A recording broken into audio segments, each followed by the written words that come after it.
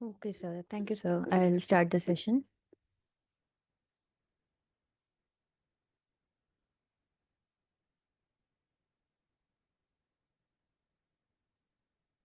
I hope my screen is visible. Yes. Okay. So, welcome everyone.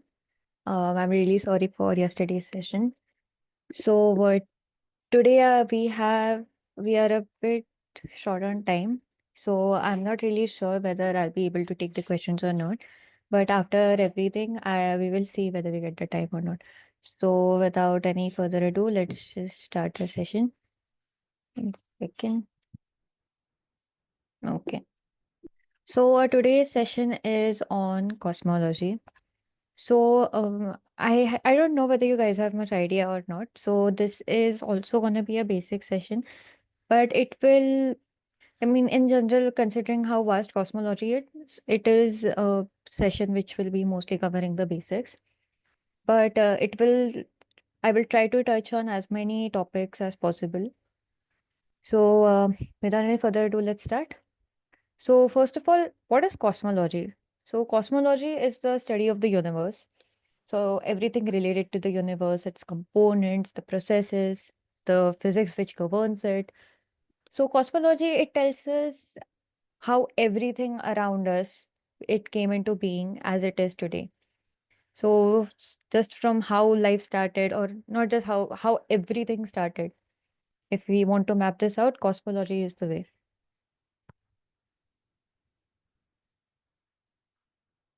Next, so what all will we be seeing in this session? So we will first look at the cosmological principle, the Hubble's law, redshift, Newtonian cosmology, dark matter. Now, maybe some of these terms might be familiar to some of you and some might be not, and that is completely fine. We will look at them just from the start, from the scratch. So, cosmological principle, as obviously it is a principle, so it is the thing which we use, which is the governing of the entire cosmology. Now, this principle this states that on a large scale, so at the scale of superclusters, universe is both homogeneous and isotropic. So, both homogeneous and isotropic. So, what do these terms mean? Let's see what these mean. Homogeneity and isotropy. Both of these terms are extremely important and they have applications not just in cosmology but in various other fields. You will be seeing these in your fields as well, even if you don't take astro. So homogeneity and isotropy. In a single line, we can say that universe looks same at every point. Now, what does this mean? When we talk about on a scale of superclusters, we are talking about it is comparatively a very large scale. So our entire universe, if we take one point of it, if we want to compare, then we take one point of it somewhere and we take another point of it somewhere else. So if we look at it from a scale of superclusters, we will not see any difference. It will look just the same. And that is what we mean by homogeneous, by homogeneity. Now, isotropy, universe looks same in all directions. It might sound like both of these are similar terms, but they are actually not. Hom- uh, any substance or, for example, any place can be homogeneous but non-isotropic and isotropic but not homogeneous. So what we mean is that if we are at a single point and if we in an and in if on that point if we look everywhere around us, if even then we see like okay everything is similar, then we call it isotropic. But if we are looking at the same direction at one place and then we look at the same direction in some other place and it looks same, that is what we call by homogeneous. Now, an example for homogeneity and isotropy can be when we go in the woods. If you are in the woods and if you are lost and if you look everywhere, everywhere looks just the same. It's all just trees, you don't know where to go. That is a good example for homogeneity and isotropy. So these are the governing rules for studying cosmology. Now, moving ahead, did you know that the universe is continuously expanding? I hope you do because this is one of the main things that we study in cosmology. So, eras of the universe. Now, we can roughly define the eras in three. So the first era is the radiation dominated era, and then is the matter dominated era, third is the dark energy dominated era. So the first one, the radiation dominated era, it is the basically the start of the universe, when the entire universe was just made of photons and neutrinos, and it was just all radiation. So it was the radiation dominated era. Now the matter dominated era. So this era is when the stars and the galaxies, they just started the formation of different galaxies and stars. It had just started. This is that era. So thus we term it as the matter dominated era. The protons and electrons had just came into being. They fused together to form matter and the stars, and likewise the galaxies. Next, we have the dark energy dominated era, which is most possibly, according to our current knowledge, the final era, and it is the current world we are living in. So, dark energy dominated era is the one where it is filled with dark energy and it is expanding. Now, the you might not be familiar with what dark energy is, or you might be, but we will look at it towards the end. So, be rest assured, you will understand what this means. Now, the Hubble's law. So I'm again and again saying that the universe is expanding and expanding. But how do we know this? So for this, we have the Hubble's law, and it states that with the galaxies, how the galaxies or how in general the universe is, with how is its position, like whether is it expanding or is it decreasing? How is it? So from our current knowledge, it states that galaxies are moving away from Earth at speeds proportional to their distances. So V is equal to hd. Now we can do the derivation. I'm not sure whether we have the time, but still the derivation is quite easy for this. But this is the equation, and it is a relatively easy equation. So V, it states the recessional velocity, and it is in kilometer per second, and we have h as the Hubble constant, and this and d is the distance. Now, despite the name being constant, it changes with time. And right now it is 70 kilometer per second per megaparsec. Redshift. So as I'm stating that the universe is expanding. So one way that we know is the wavelength of light. It gets stretched over this distance. So as the wavelength of light it is stretched, it seems to the stretch it takes it to the red part of the spectrum, and thus getting it the name the redshift. So traditionally, the shift in emission lines from galaxy was explained by the Doppler effect. So there are two ways to explain this. We can use the Doppler effect or we can use the cosmological effect. The Doppler effect meant that the galaxies, they themselves are moving away. So they are moving away from each other. But when we look further, we see that the galaxies, they do not have this velocity and they are not moving away from each other. It is the distance between them is what is expanding. So a good idea. This is a cosmological effect. So now this idea, if you want to understand it better, so what this means is, for example, let us take a pie. If we put some toppings on the pie, we know that the distance between the two toppings is this much. Now, when we bake this pie, so the distance between them is increased. The toppings have not moved. The distance has increased because the pie it puffed up and all of that. That is why the distance has increased. The toppings itself have not moved apart. So this is the cosmological effect, and that is the one which certainly more aligned to the general theory of relativity. Now, coming to the Newtonian cosmology, this is basically the maths of it, the maths of how the mathematical expressions and the mathematics behind how we are saying or how we are just stating that, okay, this is happening. So, how are we stating that the universe is expanding? We are using these equations. So, now before moving to to Newtonian cosmology, we will first introduce a scale factor. Now, the scale factor, as its name suggests, it tells us that it is a factor which suggests the scale. Now, what with what? So, AT is the scale factor, and it tells us whether the space is expanding or contracting with time. So the distance between 2 points in the universe, it can be given by r proper is equal to the scale factor times r co-moving.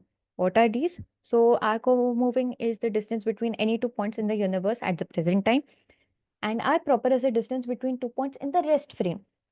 So in the present time, we are just it includes the expansion of the universe, while r proper is in the rest frame. And to equate these two, we are using an AT, which is the scale factor, which will explain which, if it is greater than or equal to 1. If it is greater than 1, then it is the universe is expanding. If it is equal to, then the universe is static. And if it is less than, then the universe is decreasing. Now, this is a small derivation for Hubble's law. So as we already saw over here, this equation for our proper this one. So we get velocity by derivation of distance. So derivative of distance. So we are finding its derivative, and so like this. Okay, over here, as you can see, the Ri over here is denoting r co-moving because the word is just too big. So Ri is suggesting r co-moving. We're taking the derivative. We're separating the terms. And over here, you might think that why did we just ignore this one term? Why did we ignore our dA upon dt?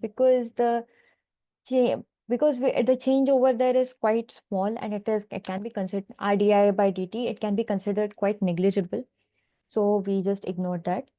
So dRi by dt, we ignored it, and thus we write dA by dt, and from that we get the derivative as a dash, and thus velocity can be written as a dash by a upon r proper.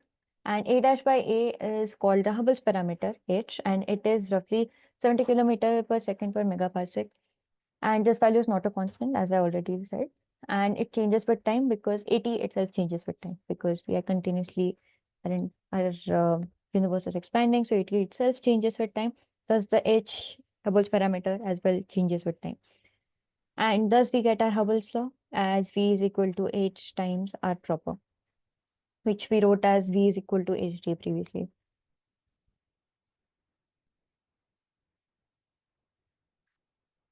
So over here, I have just written what all the terms mean. Now, this was supposed to be part of a derivation. I am not sure whether that derivation would be suitable here or not, but I just wrote the equations. If you guys are interested in the derivation, it is there in the last slide, so you can check that out. It is a very easy derivation. It is not like it's difficult, but still, it it looks a bit intimidating. So here we can see how. So if you want to derive, then how you can derive is that we can consider a sphere, and we can consider the distance between any 2 points, a radius, and create a sphere around it. And we can, for example, we can take the distances between the center O from any of these points A, B, C, or D as the radius.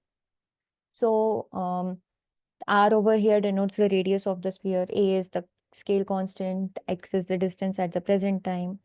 As R is equal to A times X, you can match this with the scale factor equation and see what R and X are. Then M is the mass of either of these points. We are considering them equimass. All the masses are equivalent. Then a capital M is the mass inside the sphere, and as a point mass at O, it will just make our equations a bit easier. So as point mass at O. Now this mass we know that the mass can be written as density times volume. So density times, if we write volume as 4 pi r cube by 3, then like that. Then V over here is the volume of the sphere. Rho is the mass density inside the sphere. R dot is the derivative, so it is the velocity. It is the derivative of distance with time. And R double dot is the derivative of the velocity, so it is the acceleration. You can check if you are interested. You can check the derivation in the last, but for equation, this is it. So earlier equation, you can skip that part. I make a suggestion here that instead of going into the derivation, quickly after this we go for the data analysis part because that is the main theme of our winter school, and that is Yes. where students will be working. Yeah, thank Yeah, you. sure, sir, sure, sir. It will just take, it is not a lot of theory. I think only 10 minutes more. Then we can definitely go back, go to the data analysis.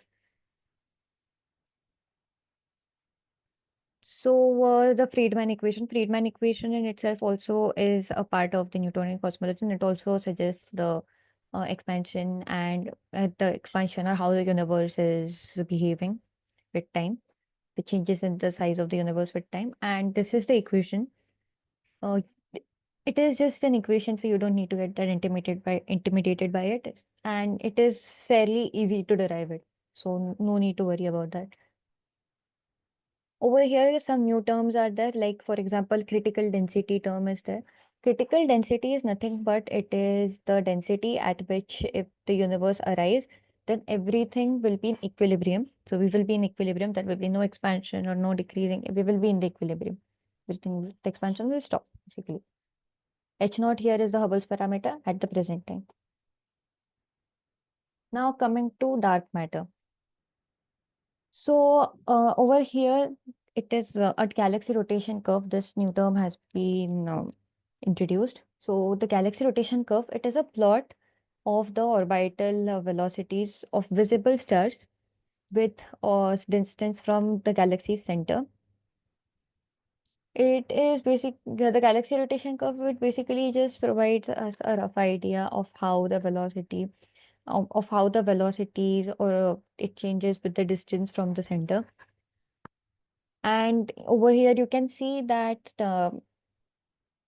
in the inner core, it is a more dense region. Outside, it is a less dense region. It because it depends on how we are calculating. So inside the volume is directly proportional to R, while outside the it becomes a point mass. Far out, it is a point mass. So V is proportional to 1 upon square root of R.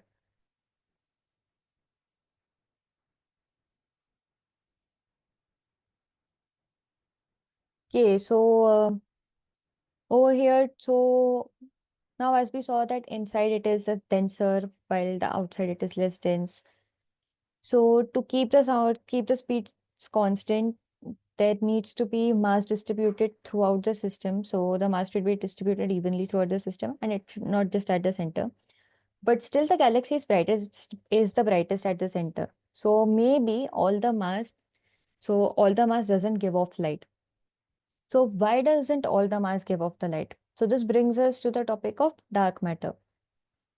So this is the material. So the material which does not give off a light is the dark matter. So dark matter is a material which is not luminous. It has gravitational effects, but it doesn't interact with other electromagnetic forces. So we are separated in chunks. If you know, then our universe and in general, we are separated in some sort of chunks, some sort of clusters, which is because of the dark matter. These clusters are together because of the dark matter. So this is not known. So it is not known to interact with any ordinary matter and radiation, but it has some gravitational effects, and it is still a very unknown topic to us. So we don't know what makes up the dark matter yet.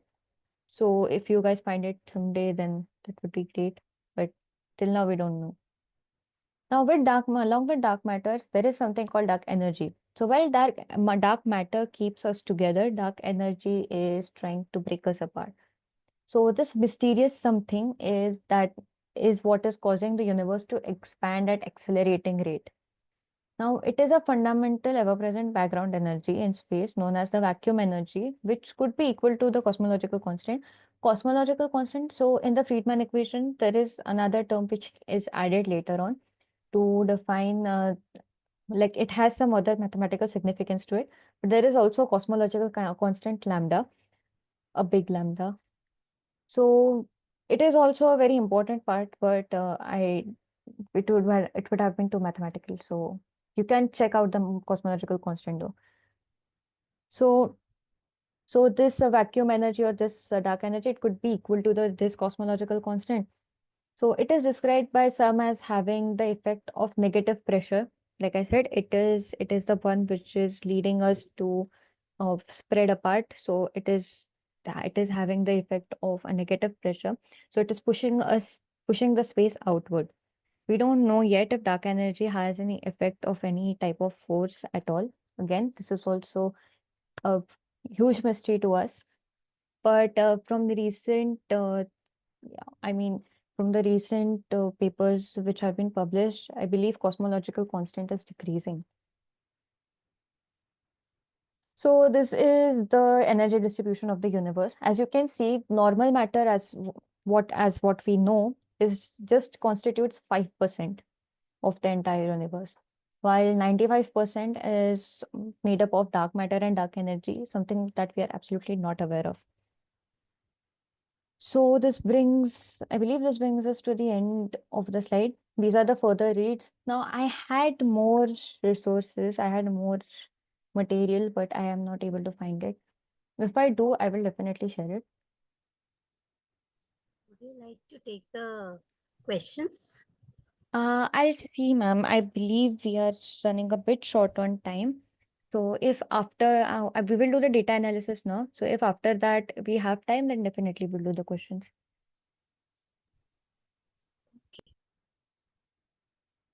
So let's move to the data analysis. Now, okay, is my screen visible? Can you see collab file? Yes. Okay, that's great. So now this will be related to what we saw. So what we saw till now. So in this file, in this data analysis, we will be calculating Hubble's constant. As I said, and as it was earlier stated, that Hubble's constant, it changes with time because our scale factor, it changes with time. So over here, we will be calculating the Hubble's constant. So the very first thing, we import our different libraries. You Can can just slightly zoom in.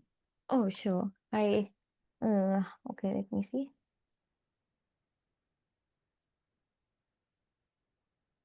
You can check in the setting or control plus will do. Okay. Yeah, I believe now it is zoomed in. Thank you. Yeah, no worries. Sir, can you just let me know what all they have learned till now? I believe NumPy is done. So, yeah, so NumPy is done. Also from SciPy, optimize curve is done. Hmm. And also, many of them may know polyfit function from NumPy, and they know matplotlib, pyplot, how to plot the things. Okay. So the basic Python aspects everybody knows. Okay. So you can, and they also know how to import data using pandas from Okay. CSV Okay. file. Okay. So, sklearn is something new, I believe then. Scikit-learn will be something new. Yes, that is not done. Okay. So today you will see linear regression because that is how we will be calculating the Hubble's constant. It is not something difficult. It is one of the date in the data analysis. It is the easiest thing that you can plot. So it is easy. You don't need to worry. So the very first thing, we are importing all the necessary libraries, matplotlib, then NumPy, sklearn. From the sklearn, we are importing the linear model because we will be plotting a linear regression model and pandas. So using pandas, what you all saw, we import the data. So what we are doing first, we are importing the data. I'll just share the link so that you all will also be able to do it on your own. I'll share this on the in the chat box.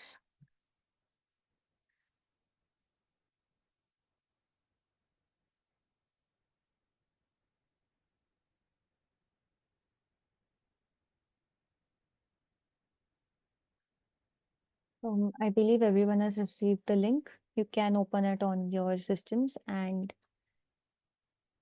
all do it alongside.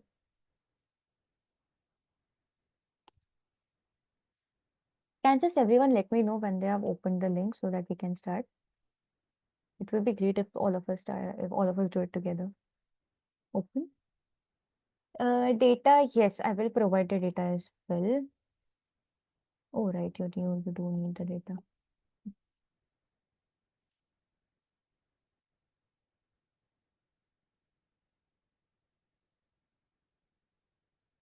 Okay, wait a second. Maybe the data is not imported on my system as well.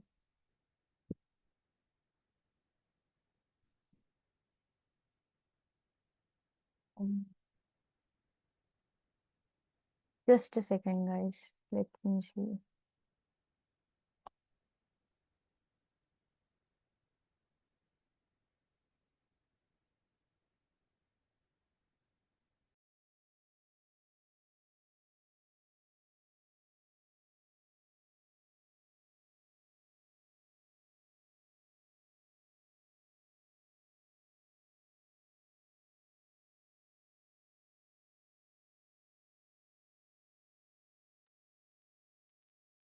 You can raise hand if you have opened the file.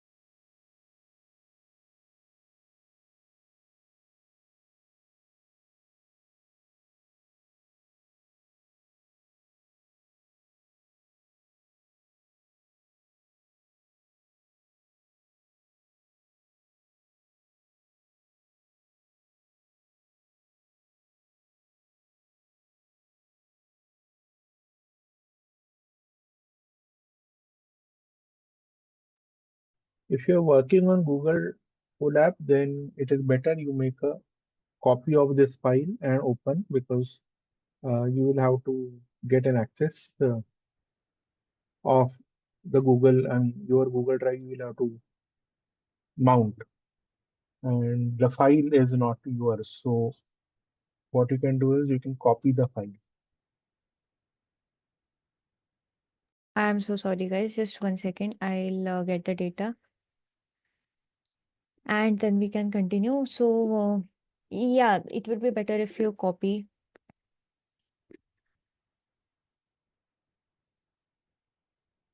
Till then, we can look at other stuff. So, I'll just explain what everything is doing here.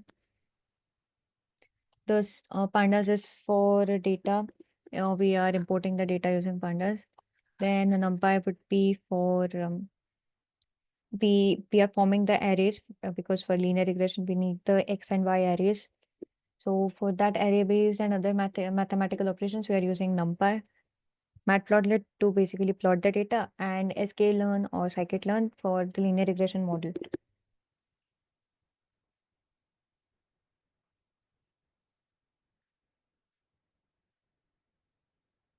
Okay. Can I know why everyone has raised their hands? I will share the data if No, anything other that than I that. just asked them, instead of putting everybody yes on the chat, I just said raise your hand if you have access to the file.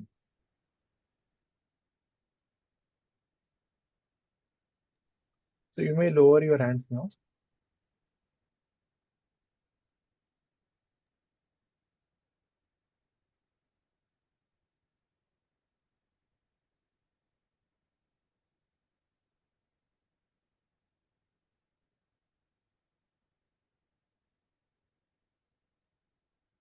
So where can I share the data? I believe it is not a link, so You can put the data in the classroom, but how are you going to, I mean, if it is CSV file, then you can put that, you can put the file directly in the chat itself, oh, you don't have the access to or that. you can, or you can put the file in the Okay, I have it WhatsApp downloaded. group. You are already in the participant WhatsApp group. Let me see whether I You can can put, share it here. yeah.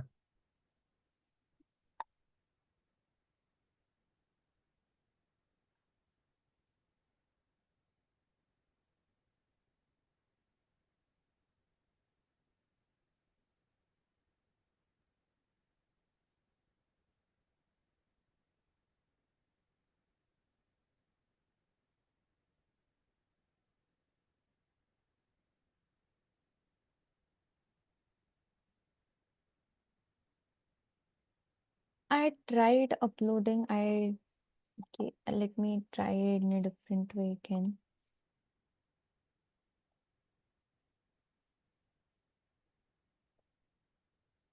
Okay. Is it a that CSV file, right? So that CSV file you may put in the WhatsApp group where everybody can access that.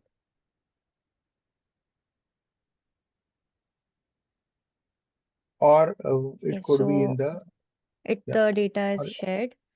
I have shared the okay, fine. file. You all can open Yeah. it.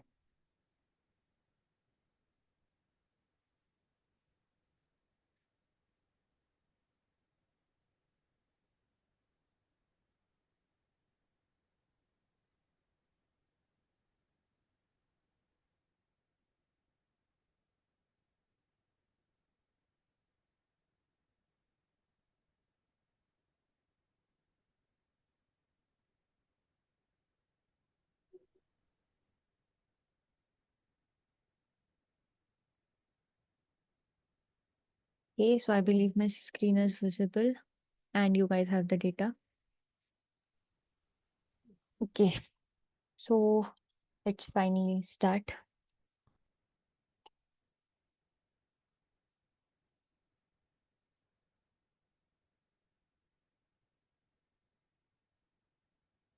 So now in this part of code, so first we are using pandas.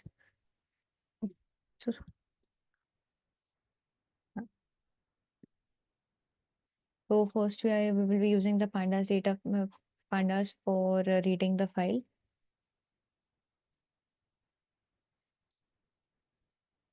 Now if you have opened the data, you will know that there are two columns. So the mod 0 column, it is supposed to be the velocity, while this one is supposed to be the distance. It is somewhat, one is the distance, one is the velocity. You may Oh, close the sidebar. okay. This one? No, that files bar, the left hand side. Okay, yeah, sure. Yes. Thank you.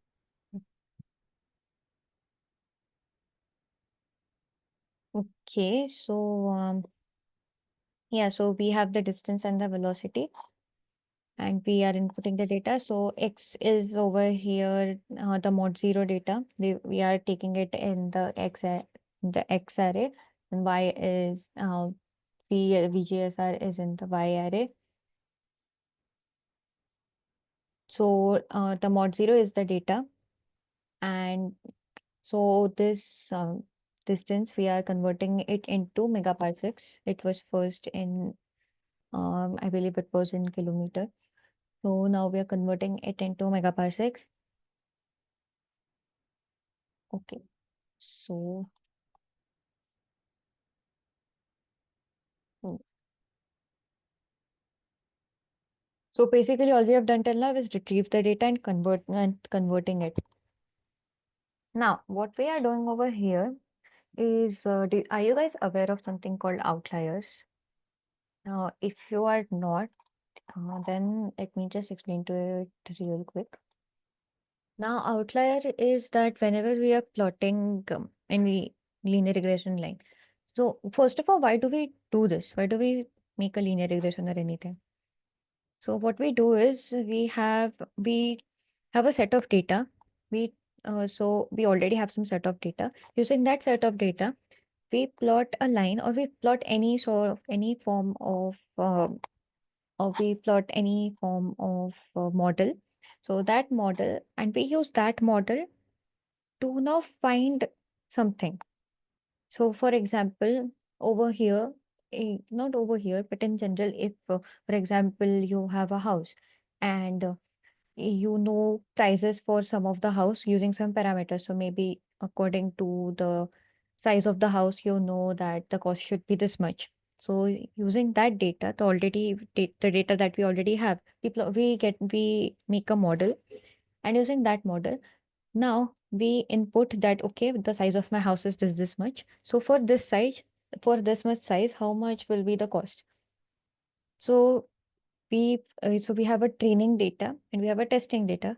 So we train our model with the data we already have, and then we find out what the cost or something else, in this case, the Hubble's constant. Now that is what we do. So now when we plot this model, here it is a lean. Okay, someone unmuted. Okay, I believe there's nothing.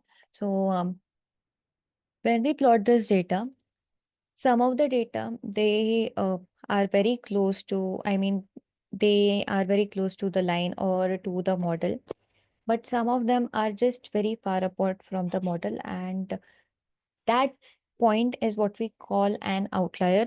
Now you will see now you will see what it looks like. I'll definitely show you it. It is somewhere there down, it in the code.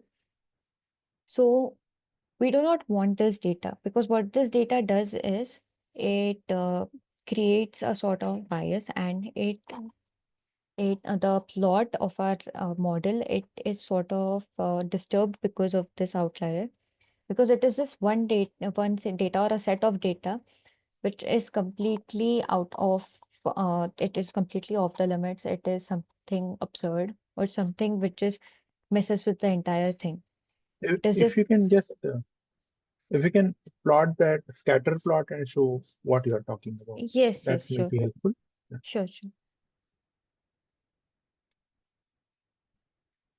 Okay, first of all, that these arrays are for the filtered X and Y, because we have an outlet now. So this is the filtered one. And about the plot.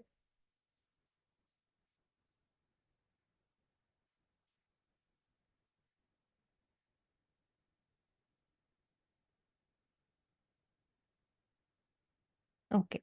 So I hope the model is visible.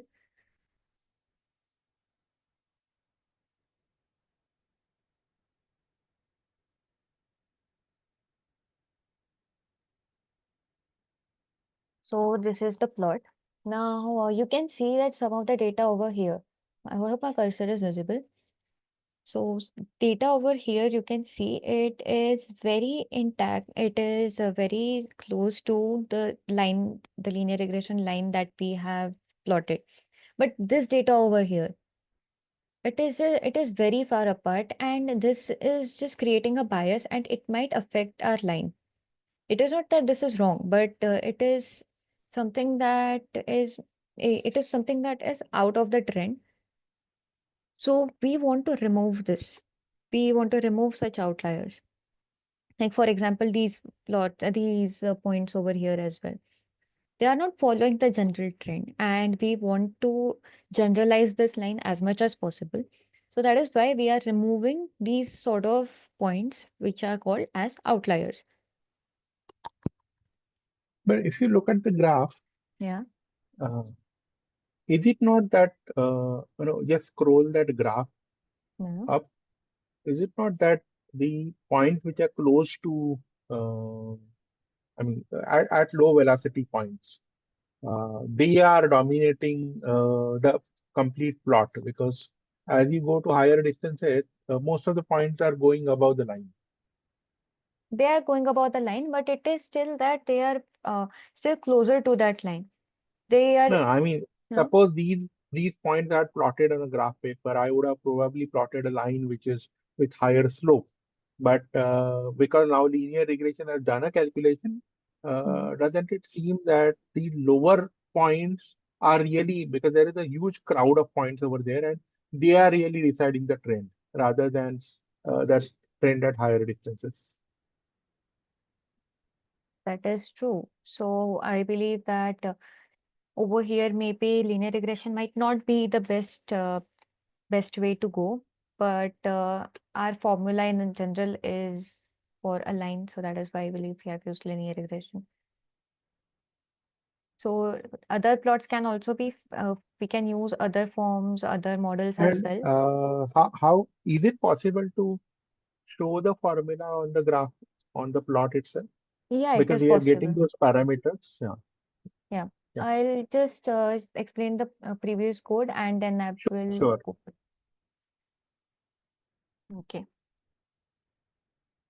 So I already explained about outliers. So now we want, as you stated, that we want to remove these outliers. So we will be using the mean and the standard deviation of the x and y values.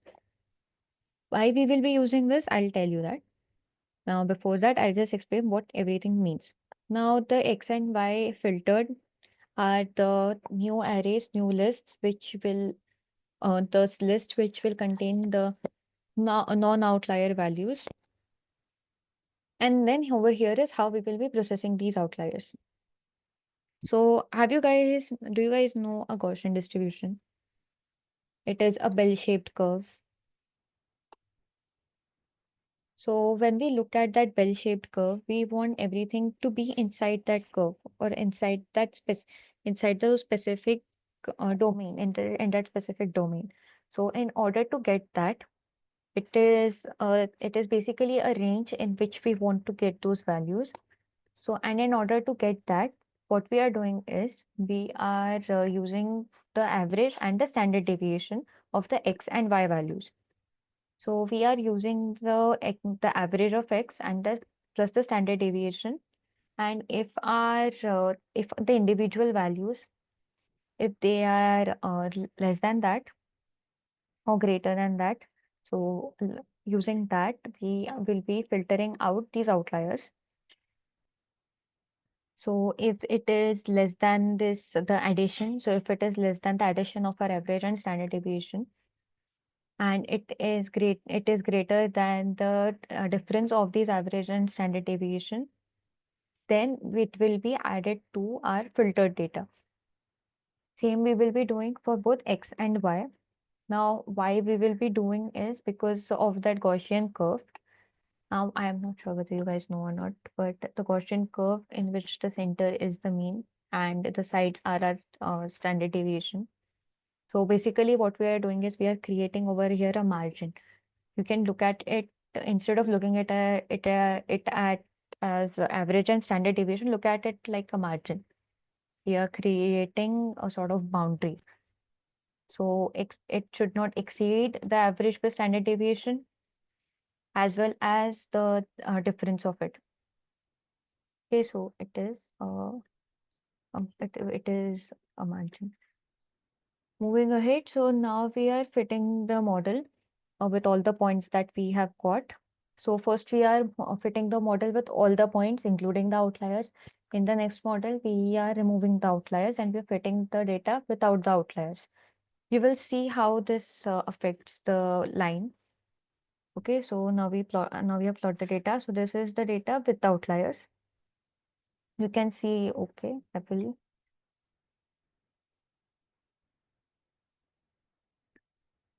This is the plot with the outliers. Over here, you can see that the Hubble constant is coming 62.98. Now, uh, uh, from the formula that we saw, V is equal to h times d. So the velocity is equal to the Hubble constant times the distance. So what is h? It is the slope. So this is the plot of the velocity versus distance, and the slope of it is what going to give us the Hubble's constant. So we have just calculated the slope, and this is the Hubble's constant that we have received. So it is kilometer per second per megaparsec. That is why we converted the distance in the megaparsec. Now this is with the outliers, and now we will see without the outliers.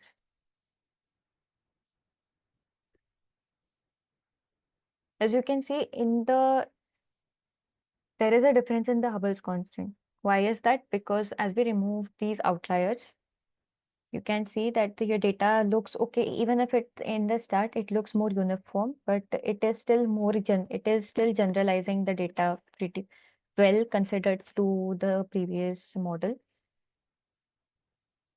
So the outliers in general are removed to generalize the data as much as possible, so that if the if it encounters a newer data, if it encounters something new, then it should be able to provide a generalized proper answer. It should not have a huge bias or a huge standard deviation, both of it. It should not underfit, neither should it overfit. So you can see that similarly here we have calculated the slope, and this is the new Hubble's constant that we have received. It is different from the previous one. And that brings us to the end of it. Now, if you guys want to, well, we are right on time. So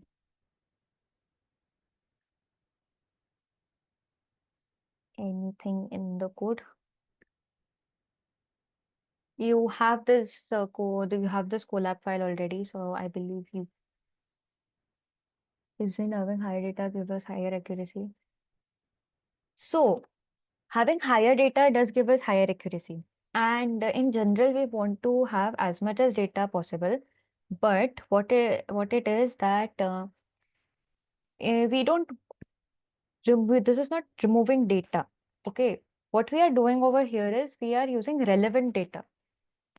We are removing irrelevant data. Now, why do you think it might be irrelevant? It is because it is not providing us a good model.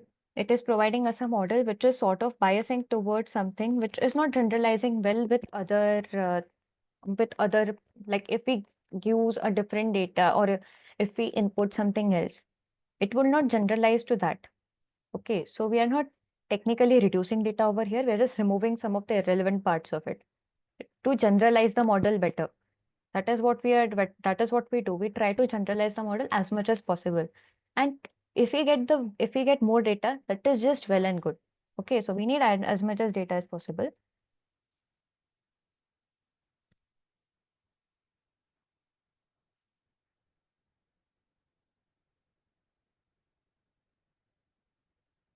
Okay, so first of all, I'll stop sharing.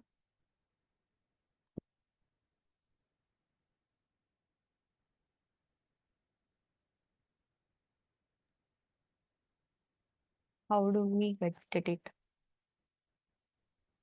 That is another genre. So you'll have to see in that. How do we get the data? It is basically the velocities, and how we find the velocities is also part. No, Some I think the question also could be, is it possible to access to some website where you can get this kind of Oh, data to practice on? okay, okay. I'll have to look into that. I have some data for their assignments. So, but okay, for a bigger set, okay, I'll check into that. If I get something, I'll share that. Sure. Someone raised their hand. Would they please unmute?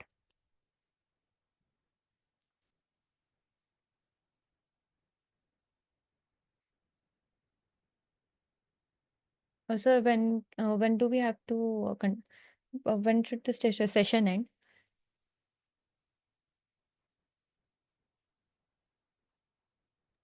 When you are saying your work is done, then yes, we can Uh, end the session. I believe ma'am's session is next, right? Yeah. Okay. So, any other specific doubts? So this was the linear regression. So it was your introduction to data science, like at least a very basic model of it. Please refer some source in future. Yes, if I find something, I'll definitely do. I will find it and I will share something if I get it.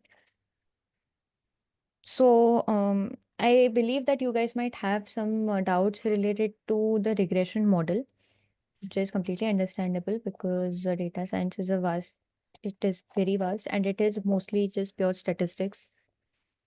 So, you will learn it in the future, I'm pretty sure, but just consider it as your first glimpse of it. And if you guys are interested, you can definitely look up for it yourself. I am using linear regression model. I believe that was your question.